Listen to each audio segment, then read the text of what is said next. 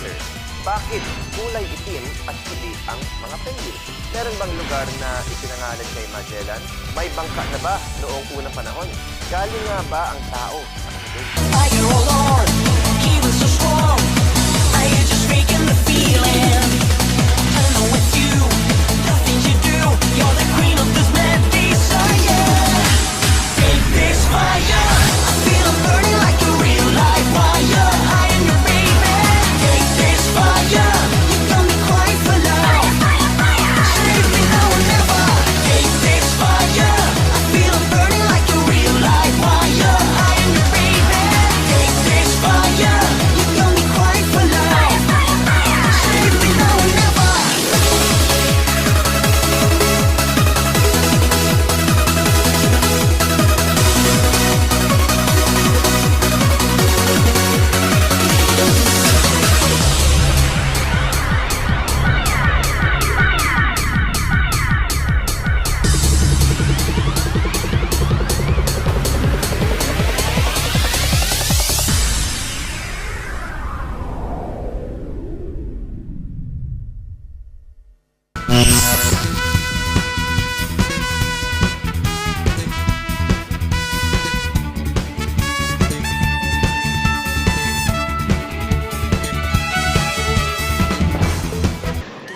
Welcome to Antarctica! Alam niyo ba na sa 17 species ng penguins, 7 lang ang nakatira sa mga nagyayelong lupain tulad ng Antarctica. Yung iba ay nakatira sa Galapagos Islands, South Africa, New Zealand, Australia, Peru at Chile. Ba't po mukhang nakasuot ng damit ang mga penguins? Ang malataksido nilang black and white na balahibo ay pang-camouflage nila. Mula sa ibabaw, nag-blend in sa kulay ng dagat yung itim nila sa likod. At mula sa ilalim, kakulay ng maputing tiyan nila ang liwanag sa surface. May mga whales, dolphins at kabig na ganyan din ang kulay. Nag-evolve ang mga penguins para makasurvive sa kanilang environment. Meron silang special gland sa likod ng mata na sumasala sa seawater mula sa blood flow nila. Meron din silang gland sa buntot na naglalabas ng water-free oil na pinapahid nila sa kanilang balahibo bago sila lumangoy sa malamig na dagat para mangisda. Parang may built-in turbo sa katawan ang mga emperor penguins. Nabirilis ng maliit na air bubbles yung feathers nila. Kaya naman, 3 times faster yung paglangoy nila. Nasa 16 inches lang ang height ng pinakamaliit sa uri nila, ang little blue penguin. Ang pinakamalaki naman ay ang emperor penguins na may taas na 4 feet at umaabot ng 66 pounds ang bigat. At may mga penguins na ang partners nila ay pang forever. Ang sweet! At kung saan sila ipinanganak, doon din sila mangingitlog. Grupo-grupo at sabay-sabay kumangitlog ang 1,000 penguins. Unique ang mga emperor penguins kasi isang itlog lang ang kanilang niluluwal. Liman ito ng mga daddy penguin habang si Mrs. ay naghahanap naman ng makakain nila. Ilang buwan nilang aalagaan ang mga sisi nila hanggang sa matuto itong pag-hunt sa sarili niya. I believe!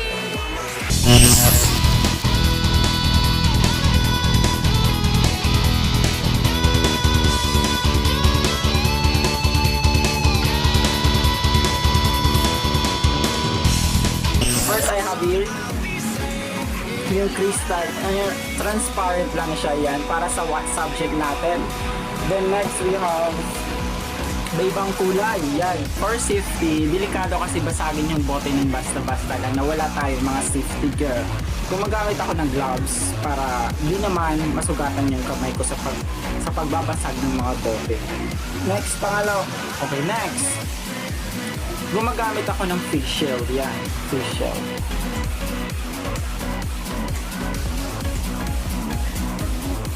Yan. Ito yung mga empty bottles natin. Yan. Ano siya. Glue gun, yung gamit ko, tsaka is yung stick glue. So much better kung gumagamit tayo ng stick glue kasi dikit na dikit talaga siya.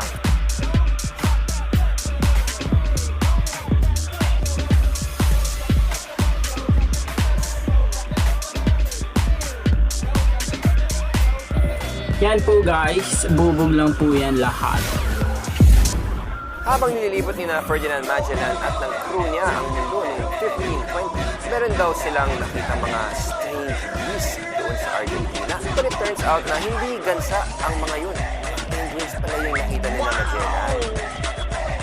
Totoo bang si Ferdinand Magellan ang unang tao na nagawang ikutin ng mundo? Actually, hindi niya naikot ang mundo. Kalahati na lang niya kasi pumanaw na siya dito sa Pilipinas. Sa 5 barko at 270 na tao na naglayag kasama ni Magellan noong September 20, 1519, isang barko lang at 21 crew members lang niya ang nakabalik sa Spain. May isang taon nang naglalayag sina Magellan nang matagpuan nila ang isang delikadong daluyan ng tubig sa pagitan ng South America at Tierra del Fuego.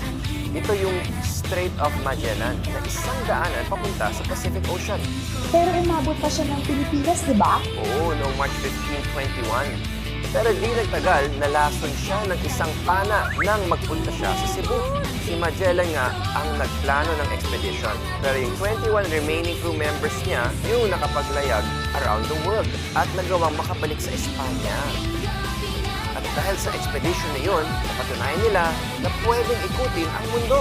At ang planet Earth ay hugis bilog. I believe.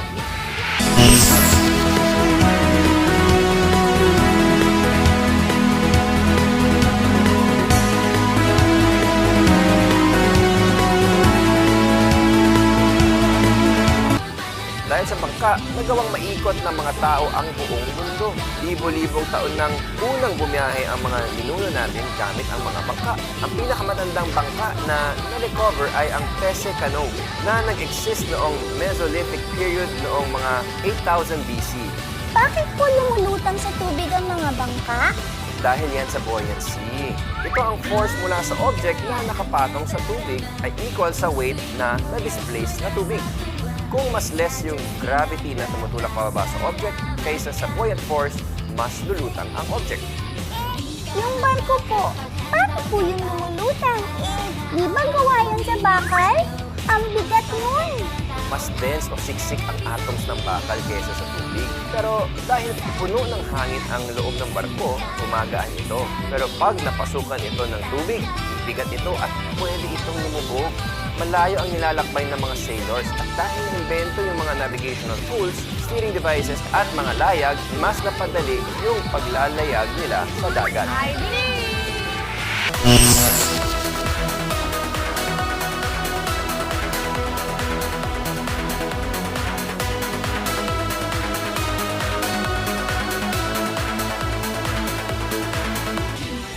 Ito ang tanong ko sa inyo.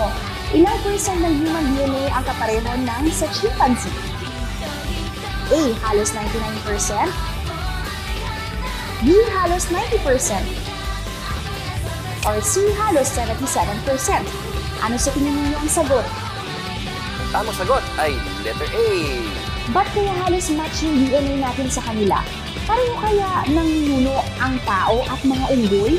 Bago ko sagutin yan, kilalanin muna natin ang ilan sa kanila. Mahilig makipagkapwa-unggoy ang mga chimpanzee. Isa sila doon sa 4 great apes. Sama ang mga bonobo na kapareho din natin ng DNA, mga gorilla at orangutan. Kahit parehong unggoy ang chimpanzee at gorilla, pagdating sa DNA, mas related ang mga chimpanzee sa tao kaysa sa gorilla. Saan po nakatira ang mga chimpanzee? Sa mga gubat sa Africa at may ilang nakatira rin sa grassland at swamp. Endangered species na ang mga chimpanzees at nasa 150,000 to 200,000 na lang ang meron sa wild. Malakas ang mga chimps. Ang isang full-grown chimpanzee ay 5 to 6 times stronger kaysa sa tao. Kahit na nasa 100 pounds lang yung bigat nila. At 4 feet lang ang height nila. At parang mga tao rin sila ha. Dati, pinaniniwalaan na tao lang ang marunong gumamit ng mga tools. Pero noong 1960s, nakita ng primatologist na si Jane Goodall na marunong din palang gumamit ng simple tools ang mga chimpanzees.